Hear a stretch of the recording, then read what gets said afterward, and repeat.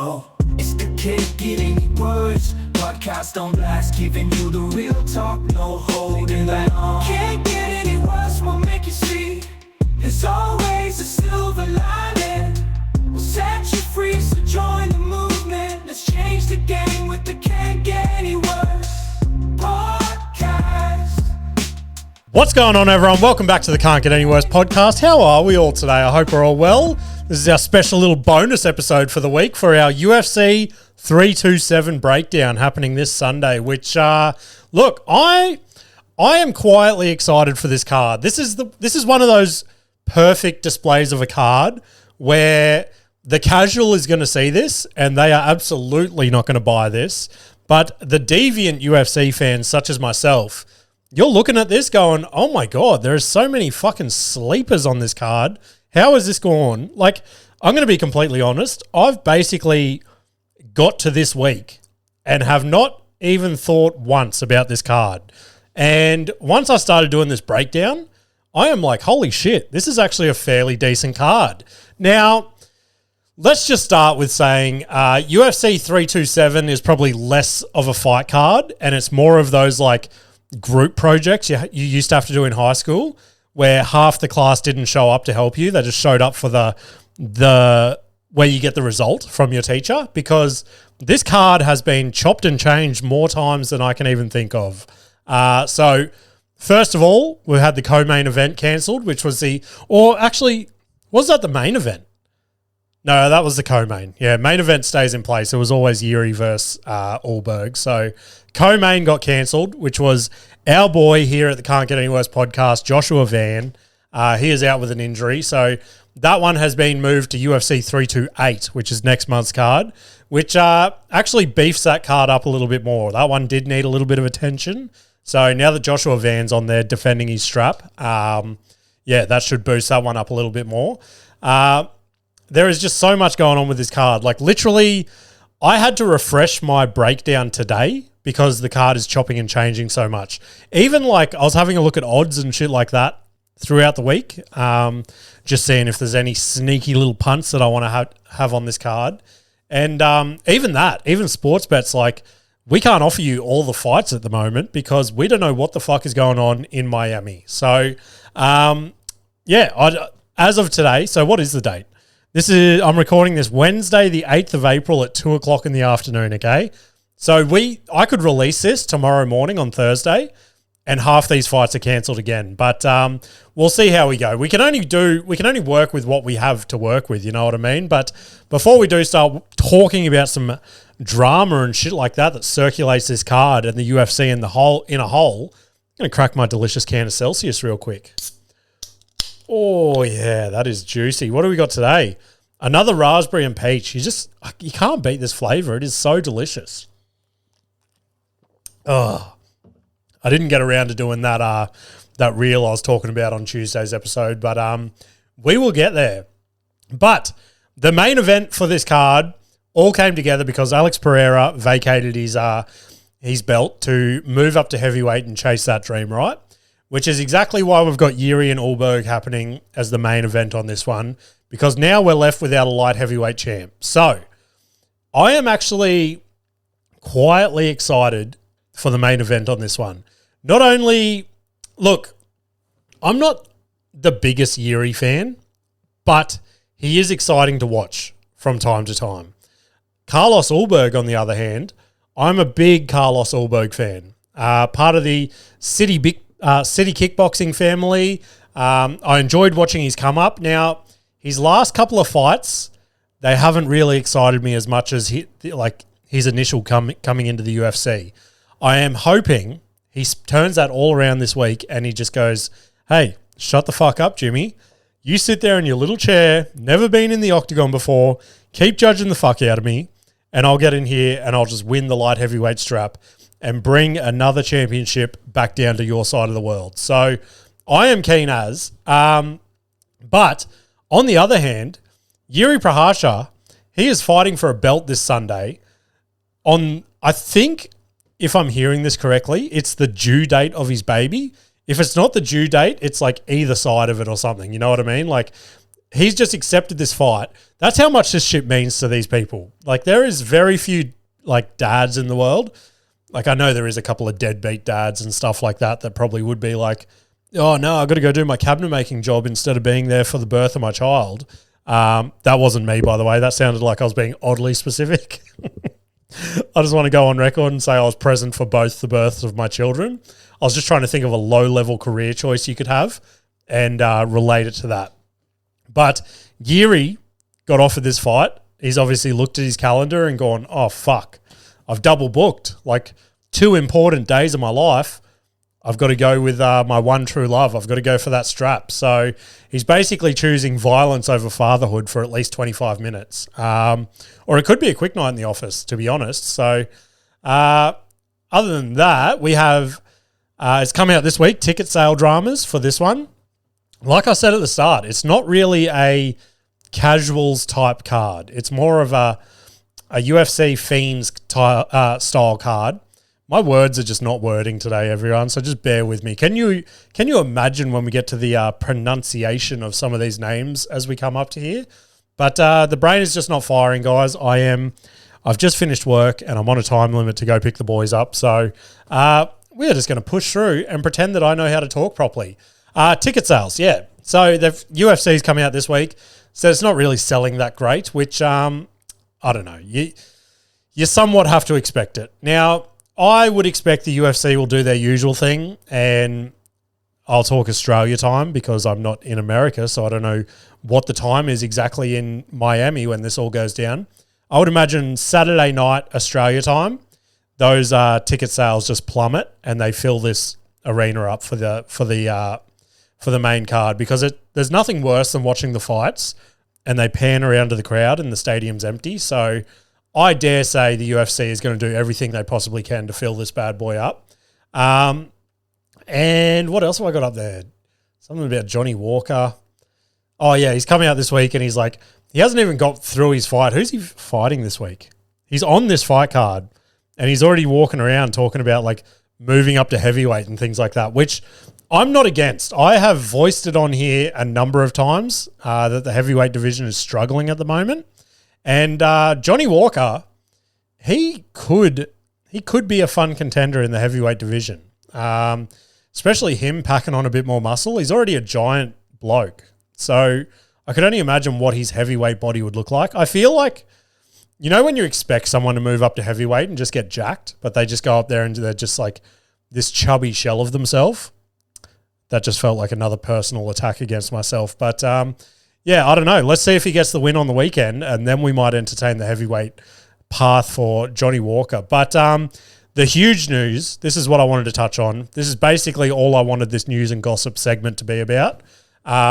It is absolutely heartbreaking, and I'm going to take a sip and we're going to delve into it. I think, look, if we all had to sit down and have a good, honest discussion with ourselves and go, okay, we sort of expected this all along. We all knew this deep down. We just didn't want to come to the realization that it was the truth, okay? There is a clip coming out this week of Dana White basically telling an interviewer that he is no longer in charge of booking matches and things like that, which we all knew. We all knew it was like Sean Shelby and Hunter Campbell for the longest time.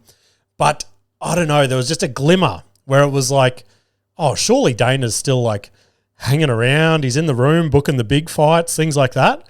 He's more or less come out and been like, nah, Zuffa boxing, that's where I'm at now. I leave all that stuff up to Sean and Hunter, and that's why you're seeing the fights that you're seeing these days. And it just made me think, on top of all the, like, the Paramount deal, obviously I haven't been a huge fan of it to date. I feel like the cards have been very lackluster compared to what we're used to seeing as UFC fans. And now we're getting this on the back of that, of Dana White basically not doing the matchmaking anymore. I feel like he had to come out and say this, because the backlash he has received over not only the fight cards that have been on this year, but also the UFC White House card that got announced that just didn't live up to anyone's expectations.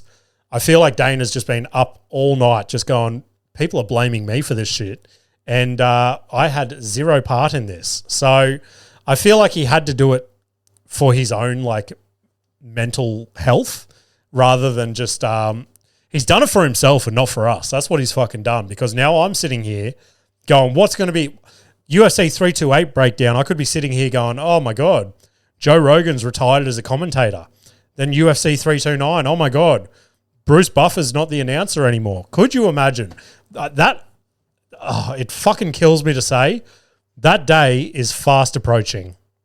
Like, I know Bruce Buffer's just signed a new deal and things like that, but things happen in this crazy fight world. When you don't expect anything, something crazy just comes out of there. So, yeah, it just makes me think, how much longer are we going to see Dana White, like, in the picture? I don't fucking know. But depressing news. But anyway, guys, let's rip into my UFC breakdown for 327. I've rambled enough about shit that doesn't really fucking matter. Now, what I want to say about this fight card is, guys, you know, in the early days of these UFC breakdowns, I was all about the dogs. I was picking every dog. I was trying to convince you guys why every underdog on the card was going to win. Then I started to receive a little bit of hate on the internet going, you're a fucking idiot. You picked two people to win out of the whole fucking fight card. You don't know how to pick fights. So then I had to start to play it safe and like throw in a few safe bets here and there. But my God, this fight card here, there is a couple of sneaky dogs sniffing around. There is a couple. I was scrolling through Sportsbet, getting this breakdown together. Not sponsored, by the way. Any betting companies that want to jump on board and potentially sponsor the Can't Bet Any Worse multi every month for the UFC, hit your boy up. But yeah, so I've got my normal breakdown up on the screen. I've got my UFC.com open to the side so I can see the fighters.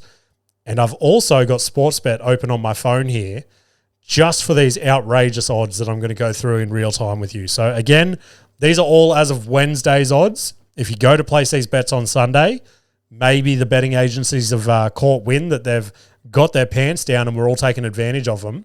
But try get in there quickly if you can. Let me take a sip. Now, the other tricky thing as well, I just want to preface this. The order of all these fights has chopped and changed so much this week that the way that I'm going through the fights right now is, again, as per Wednesday, 2 p.m. Could be different by the time we get to Sunday.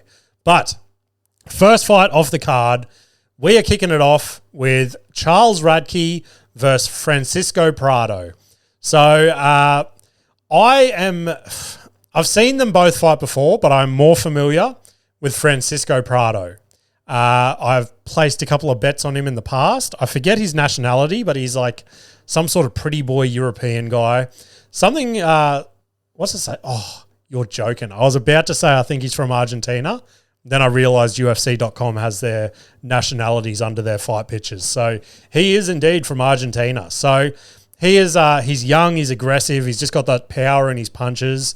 And I think this is going to be a good, scrappy fight. Just good, hard energy early, kicking off the early prelims. And I think I am just going to go, I'm going to go Prado. Like I said, he is the one that I know better. He's also 12-2, which is a pretty decent record. Holy fuck. Okay.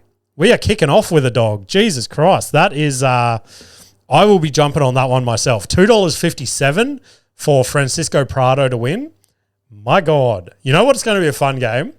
Let's tap on these as we go, and we would just build a giant UFC multi, and I'll tell you the odds when we get to the end of it. Then the next card, the next fight on the early prelims. Again, I preface that by saying early prelims. This feels disrespectful as fuck. This is another sign that I'm becoming an old man, because I remember both these guys headlining cards only a number of years ago. We have in the middleweight division, Kelvin Gastelum versus Vicente Luque. Now, both these guys have won and lost me money over the years. It's a bit of a random matchup, if I'm being honest. I am going to go. I like to put a sneaky bet on Vicente Luque. He always sort of pulls through. He's always paying good odds. He's the underdog again in this one. I just think Kelvin Gastelum's going to be a bit too good for him. So I'm going Kelvin in this one. I think that one's just going to grind out to a decision. So let's go Kelvin Gastelum, paying $1.40. Then we go to let me scroll up here, lightweight division. We have Chris Padilla versus Markel Medeiros. So Chris Padilla, he is the more experienced of the fighters, which is a nice way of saying he's the old man in the fight. And this Markel Medeiros, another good-looking, strapping young man. His record is also 9-1, which is pretty fucking good. So he seems to be a cool little prospect in the lightweight division that's coming up. So it's another sort of vet versus hyped style setup. And I'm going the young prospect, Chris.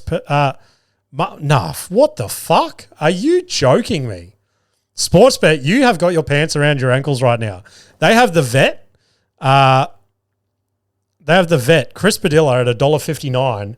They've got this young prospect who's 9-1 at $2.38. Jesus fucking Christ. That is actually insane. I cannot believe that. We are going to be kicking off UFC 327 in the green. I fucking guarantee that, just on the back of Francisco Prado and Markel Medeiros. Kelvin Gastelum sprinkled in there for a bit of a cherry on top, but that actually blew my mind. I cannot believe that. All right. Then we go into the prelims. We kick it off in the women's strawweight division. Am I excited for this fight? Not exactly. We've got Tatiana Suarez versus Loopy Godinez. So Loopy, I've seen a couple of her fights. Hasn't really blown me away. I know she's got a little bit of hype behind her, but I think that's just because we're searching for somebody in the women's division to stand out and really take it on their back at the moment, because if the UFC is struggling as a whole, the women's division for the last 12 months, I don't know. It's we're getting cards at the moment with 0 women's fights on it, which blows your mind. When there was a time when like Amanda, Ronda, Valentina, Rose, they were all carrying the organization. You wanted to see them fight. I cannot think of any women fighter at the moment that I want to see fight other than maybe Kayla Harrison and Amanda Nunes, but they're both like, Amanda's already retired, and fucking, who did I say the last fighter was? My God, I just had the biggest brain blank. Anyway, let's get on to this fight. So Tatiana Suarez, I think she's just going to dominate this one. I think she's going to take it to the ground, elite wrestling, and if there's any time to go for a title in the women's division, it's now. So I think Tatiana Suarez is already ranked number 2 in the division. So I think she's going to want to dominate this. She's going to want to get the win, and she's probably next in line for a title. So let's add her to the multi at $1.62. Then we go to lightweight division. All right, this one I'm actually excited for as well. We got Matthias Gamrot versus Esteban Ribovics. Esteban Ribovics sounds like some sort of sexual character in like the sex novels my mum reads.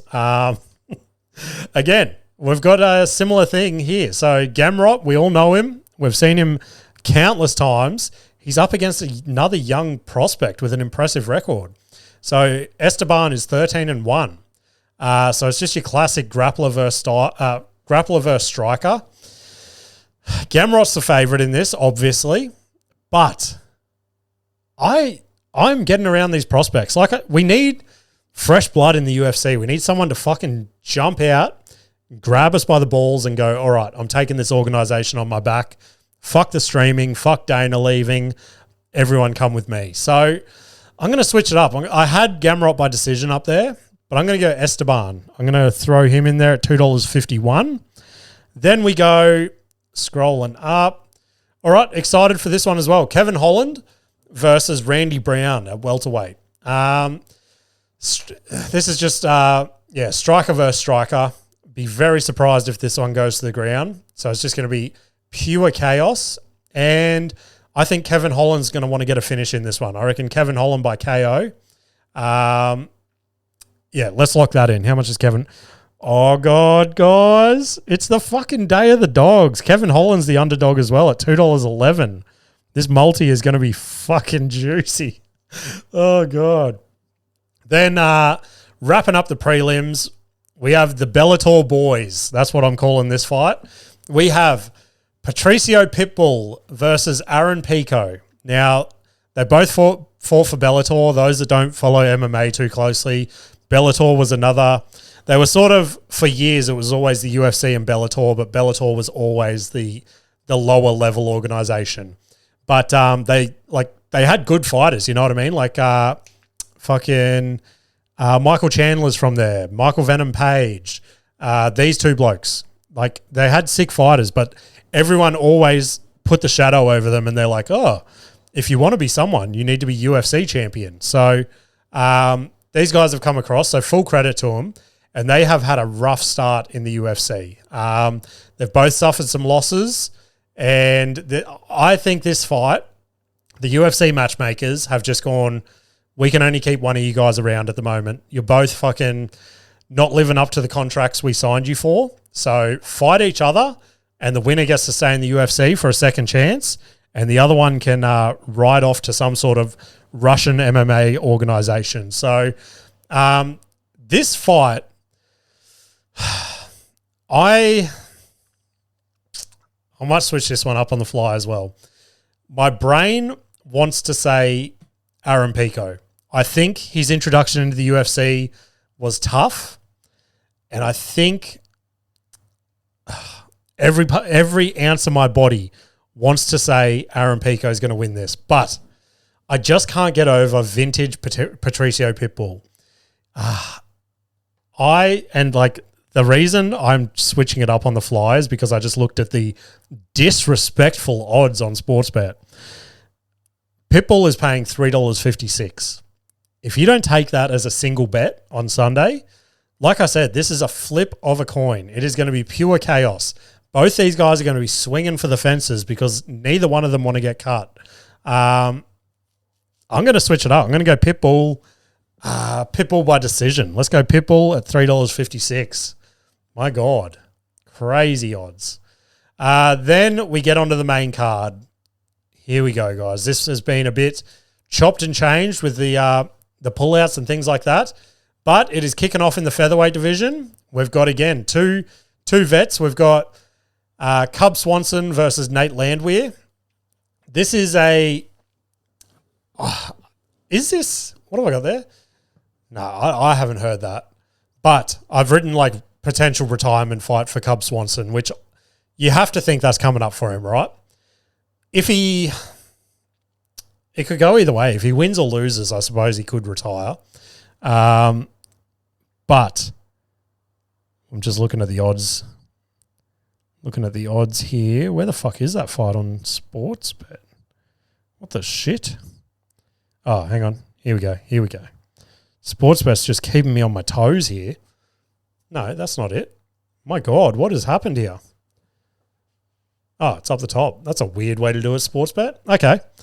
Yeah, this is literally a flip of a coin on Sportsbet. They got the odds identical for both fighters.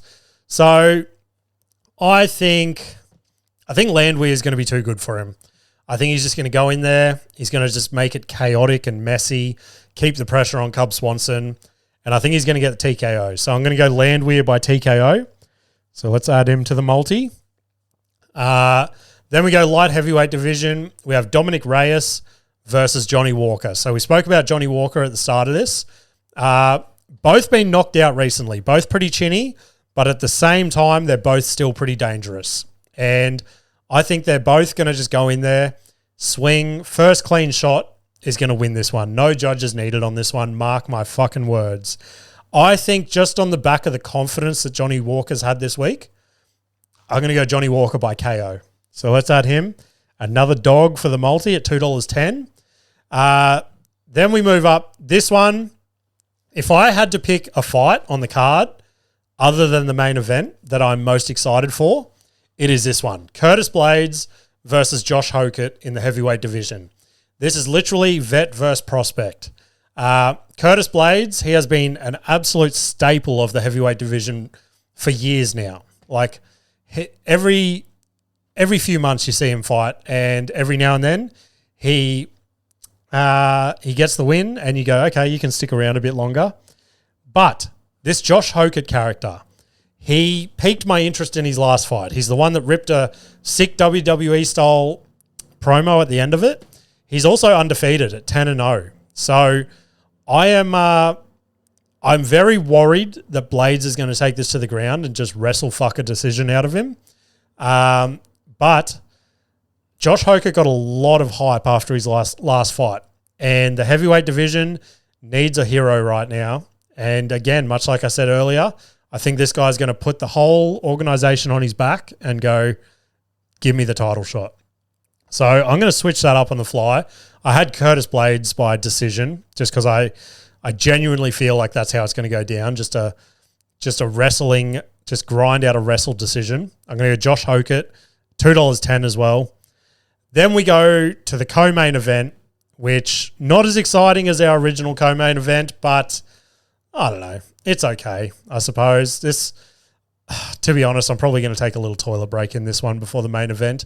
But we have Azamat Murzakanov. My God, that's the first difficult name of the whole thing. Versus Paulo Costa. So Azamat is undefeated. Costa's moving up, which is interesting. It's an interesting choice. So fought his whole career at middleweight. Now he's moving up to light heavyweight. It's interesting. Now that Alex Pereira has moved out, I suppose that division does need some fresh blood as well. I don't know. I really don't know. What are the odds on this one? Everything is screaming, go fucking Azamat. Yeah, let's do that. We've already picked enough dogs. I'm going to go Azamat at $1.50. Maybe by KO if you're feeling a little bit juicy. That'll boost your odds a bit more. Then we get on to the main event, the light heavyweight title fight for with Jiri Prochazka versus Carlos Ulberg. Now, as I mentioned at the start, I'm fucking keen for this fight. I just hope Carlos Ulberg, this beautifully sculpted god, he looks like if The Rock went on a diet and just got fucking shredded. That's what this bloke looks like. So Jiri is he's just such a vicious, unpredictable fighter. Just that kill or be killed mentality. Just goes out to the forest for his fight camps and just punches and kicks trees and shit like that. He's a bit of a weirdo, I'll admit. But when he gets into the octagon, you can never say he's not ready. He is just this samurai warrior, you know? But Ulberg, he just has that clean kickboxing style. As I said, out of city kickboxing over in New Zealand.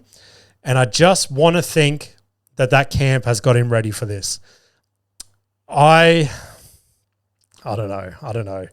This is a tricky one because you've just got the guy that is all about technique, getting everything right straight down the barrel versus the guy that just throws all technique out the window, doesn't believe in defense. Like defense to Jiri is like a conspiracy theory. I can't bet any other way. I want to go Carlos Ulberg by KO. I'm sticking to it. I'm going with that. Let's put Carlos Ulberg in our giant multi to wrap that up. He's paying $2, which is decent. So all those fights in a 12-leg multi on Sportsbet give us odds of, holy fucking shit, $7,814, which is crazy. You put $1 on that, you get $7,000, almost $8,000. I think I'm going to put $1 on that because that is absolutely wild. But that's been our UFC breakdown for 327. Leaves us one thing left to do, and that's our Can't Bet Any Worse multi, voted by you guys on Instagram. We have Jiri Prochazka with 70% of the votes. We've got Josh Hokett with 60% of the votes, and we've got Aaron Pico with 64% of the votes, giving us a combined multi of $5.23. So obviously you guys are going against me on a couple of those fights, but that is the fun of the Can't Bet Any Worse multi. I put my money in the hands of you guys, the listeners, which is a big reason why I'm fucking bankrupt. But it is what it is. We ride this out together, and hopefully we can get a win for UFC 327 this weekend. But other than that, guys, that brings us to the end of the episode. I've got fuck all to plug. Actually, I just got offered a spot as I was sitting down here. I will be at a Prey Surf down at Burleigh on Thursday night, the day this comes out. So anyone on the Gold Coast, it is, look, the gig is a flip of a coin. It can be very hit and miss. But if you just want to pop by, say g'day, have a chat about some of these fights or something, I will be there. So Other than that, guys, I appreciate you listening to me dribble about the fights. It's one of the funnest things I get to do on this podcast is, talk about UFC. And I mentioned on Tuesday's episode, I'm thinking about dabbling in the world of UFC cards. So I've been doing a fair bit of research this week, and I'm this close to pulling the trigger. But I just know as soon as I do pull that trigger, it is going to be a never-ending fucking story for my bank account of just buying a new pack of cards every week. So could be another fun thing we do on the UFC breakdowns is crack a pack of cards or something, and who knows, maybe we'll get an autograph card of someone who's fighting in the main event that week. But you never know. But I do appreciate you guys for listening. Thank you very much. I hope you all have a ripper week, and I will see you Tuesday. And I never sign off with that. That's just made this end of this all very awkward, and I need to get the fuck out of here because I feel like you guys are judging me right now. See you later. Can't get any worse, we'll make you see. There's always a silver lining.